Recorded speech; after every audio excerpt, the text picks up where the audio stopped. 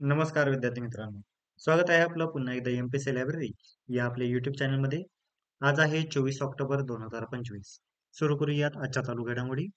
सर्वप्रथम आपण आज पाहणार आहोत HAL नाशिक येथे कोणत्या दोन उत्पादन लाईनचे उद्घाटन करण्यात आलेले आहे.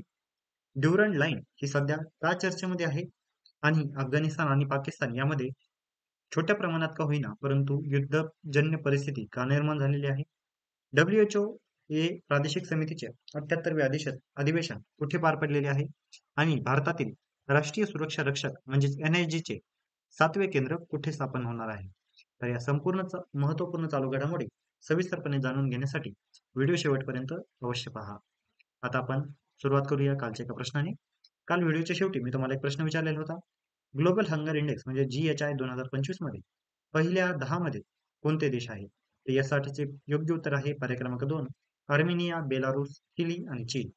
विद्यार्थी मित्रांनो, वेगवेगळे इंडेक्स हे आपल्याला परीक्षेमध्ये विचारले जातात आणि अतिशय महत्वपूर्ण असा ग्लोबल हंगर इंडेक्स हा जो आहे हा आपल्याला वेळोवेळी परीक्षेमध्ये ऑलरेडी विचारण्यात आलेला आहे.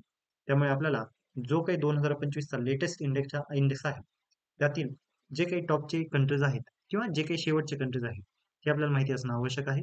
तसेच भारताचा कितवा क्रमांक आहे हे देखील माहिती असणं आवश्यक आहे. कालच्या व्हिडिओमध्ये आपण याबद्दल सविस्तर अशी चर्चा केलेली आहे. तुम्ही हवं असेल तर कालचा व्हिडिओ पुन्हा एकदा रिवाइंड करून पाहू शकता. आता आपण आजच्या दिनविशेषला सुरुवात करूया. 24 ऑक्टोबर 1945 हा दिवस संपूर्ण जगभरामध्ये संयुक्त राष्ट्र दिन म्हणून साजरा केला जातो. का? कारण 24 ऑक्टोबर 1945 या दिवशी संयुक्त राष्ट्र म्हणजे युनायटेड नेशन या संघटनेची स्थापना करण्यात आली. सॅन फ्रान्सिस्को या परिषदेमध्ये याच्या स्थापनेचा निर्णय घेण्यात आलेला होता. तर भारत हा युनायटेड नेशनचा संस्थापक सदस्य आहे. म्हणजे भारत 1945 सालापासूनच युनायटेड नेशनचा सदस्य देश आहे. लक्षात असू द्या, खूप महत्वाची बातमी आहे. कारण 24 ऑक्टोबर हा संयुक्त राष्ट्र दिन म्हणून साजरा केला जातो आणि आपल्याला परीक्षेमध्ये अशा पद्धतीचा प्रश्न देखील विचारण्यात येऊ शकतो की संयुक्त राष्ट्र दिन म्हणून कधी साजरा केला जातो. तसेच 24 ऑक्टोबर 1775 दिल्लीचा शेवटचा बादशहा बहादूर शहा जफर याचा आजच्या दिवशी जन्म. 24 ऑक्टोबर 1868 औंध संस्थानचे अधिपती, चित्रकार, कीर्तनकार भवानराव श्रीनिवासराव तथा बाळासाहेब पंतप्रतिनिधी यांचा आज जन्मदिवस. 24 ऑक्टोबर 1914 आझाद हिंद सेनेतील झाशी राणी रेजिमेंटच्या कॅप्टन लक्ष्मी सहगल यांचा देखील आज जन्मदिवस. तर विद्यार्थी मित्रांनो, महत्वपूर्ण अशा आजच्या दिनविशेष नंतर आता आपण आपल्या चालू घडामोडींना प्रश्नोत्तरांच्या स्वरूपामध्ये पाहण्यास सुरुवात करूया. प्रश्न क्रमांक पहिला.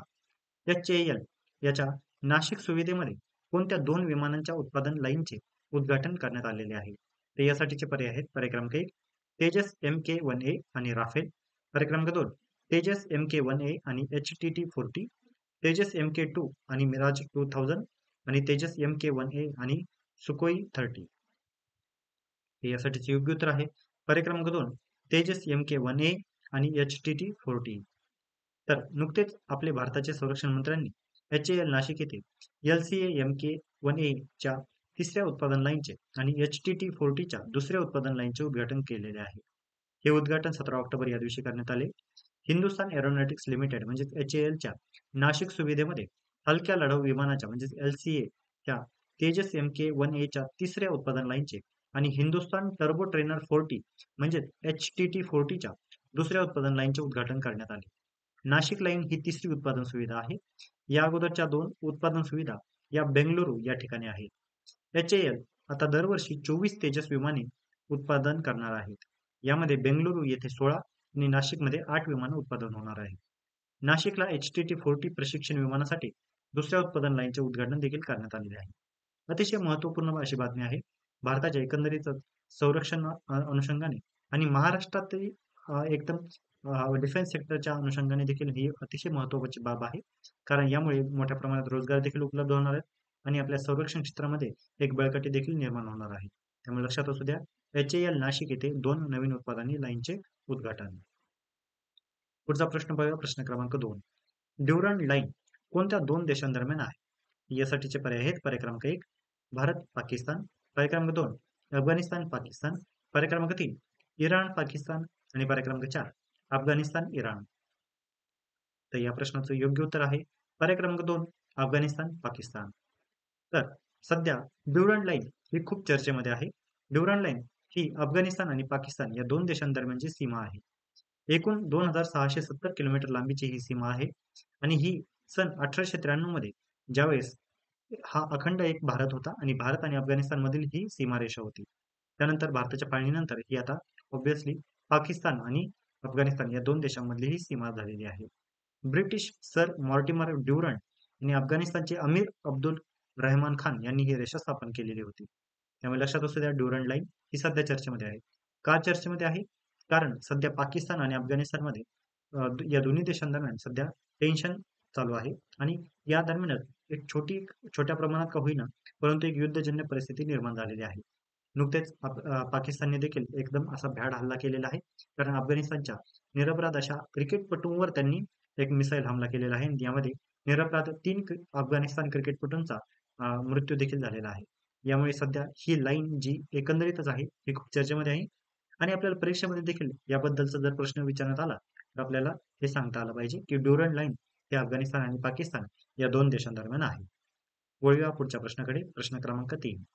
WHO आग्नेय आशियासाठीचे 78वे अधिवेशन कुठे झालेले आहे? तर यासाठीचे पर्याय आहेत. पर्याय क्रमांक 1 नवी दिल्ली, पर्याय क्रमांक 2 बँकॉक, पर्याय क्रमांक 3 कोलंबो श्रीलंका आणि पर्याय क्रमांक 4 काठमांडू. तर या प्रश्नाचं योग्य उत्तर आहे पर्याय क्रमांक 3 कोलंबो श्रीलंका. जागतिक आरोग्य संघटनेच्या म्हणजे वर्ल्ड हेल्थ ऑर्गनायझेशन WHO आग्नेय आशियासाठीच्या प्रादेशिक समितीचे 78वे अधिवेशन नुकतेच कोलंबो श्रीलंका या ठिकाणी पार पडले.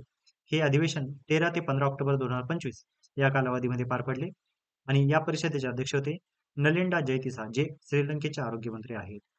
भारताचे प्रतिनिधित्व केले होते अनुप्रिया पटेल यांनी. कार्यक्रमाला WHO महासंचालक डीजी डॉक्टर टेड्रोस अधानोम घेब्रेयसस हे देखील उपस्थित होते. आपल्याला WHO चे महासंचालक देखील विचारले जाऊ शकतात. त्यामुळे लक्षात ठेवा डॉक्टर टेड्रोस अधानोम घेब्रेयसस हे WHO चे महासंचालक आहेत. पुढचा प्रश्न पाहूया. प्रश्न क्रमांक 4. राष्ट्रीय सुरक्षा रक्षक म्हणजेच NSG चे 7वे केंद्र कुठे स्थापन होणार आहे? तर यासाठीचे पर्याय आहेत. पर्याय क्रमांक 1 लखनौ, पर्याय क्रमांक 2 वाराणसी, पर्याय क्रमांक 3 अयोध्या आणि पर्याय क्रमांक 4 पटना.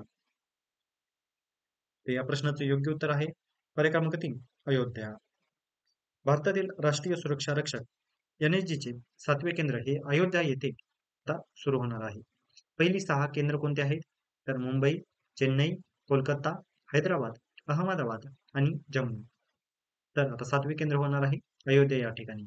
NSG म्हणजेच नॅशनल सिक्युरिटी गार्ड. याबद्दल थोडक्यात माहिती पाहूया. NSG ची स्थापना ही 16 ऑक्टोबर 1984 या दिवशी करण्यात आली. या NSG चे सध्याचे डायरेक्टर जनरल आहेत बी श्रीनिवासन. यांच्या सैनिकांना ब्लॅक कॅट कमांडो देखील म्हटले जाते. दहशतवादांच्या गंभीर कृत्यांना आळा घालण्यासाठी केवळ अपवादात्मक परिस्थितीतच NSG चे कमांडो वापरले जाऊ शकतात. NSG ची रचना युकेच्या SAS आणि जर्मनीच्या GSG-9 च्या धर्तीवर करण्यात आलेली आहे. इंदिरा गांधी यांच्या मृत्यूनंतर याची स्थापना करण्यात आली होती आणि NSG चे ब्रीदवाक्य आहे सर्वत्र सर्वोत्तम सुरक्षा. तर NSG हे आपल्या परीक्षेच्या अनुषंगाने देखील महत्वाचे आहे, लक्षात असू द्या. आणि बाजूला NSG चा लोगो देखील आहे. आपल्याला लोगो देखील विचारण्यात येऊ शकतो आणि लोगो आपल्याला माहिती असणं देखील आवश्यक आहे. खाली एक लाईन देखील त्यांनी लिहिलेली आहे सर्वत्र सर्वोत्तम सुरक्षा हे त्याचे ब्रीदवाक्य. तर विद्यार्थी मित्रांनो या अतिशय महत्वपूर्ण अशा चालू घडामोडी होत्या. तर या संपूर्ण महत्वाच्या चालू घडामोडीवर आधारित आजचा एक प्रश्न विचारणार आहे ज्याचे उत्तर तुम्ही सर्वांनी आता कमेंटमध्ये द्यायचे आहे. तर प्रश्न आहे ड्युरंट लाईन ही कोणी आखलेली आहे? यासाठीचे पर्याय आहेत. पर्याय क्रमांक 1 सर मॉर्टिमर ड्युरंट आणि अब्दुल रहमान खान. पर्याय क्रमांक 2 लॉर्ड कर्झन आणि झहीर शाह. पर्याय क्रमांक 3 सर हेनरी लॉरेन्स आणि अब्दुल गफूर आणि पर्याय क्रमांक 4 लॉर्ड माउंटबॅटन आणि हमीद करझाई. तर या प्रश्नाचं योग्य उत्तर आता तुम्ही सर्वांनी कमेंटमध्ये द्यायचे आहे. जे कोणीही विद्यार्थी याचे योग्य उत्तर देतील त्याच्या कमेंटला नक्कीच लाईक देखील देण्यात येईल. तर विद्यार्थी मित्रांनो या होत्या आजच्या चालू घडामोडी. तर अशाच अधिकाधिक इन्फॉर्मेटिव्ह कंटेंटसाठी आपल्या MPSC लायब्ररी या YouTube चॅनलला सबस्क्राईब करायला अजिबात विसरू नका. धन्यवाद.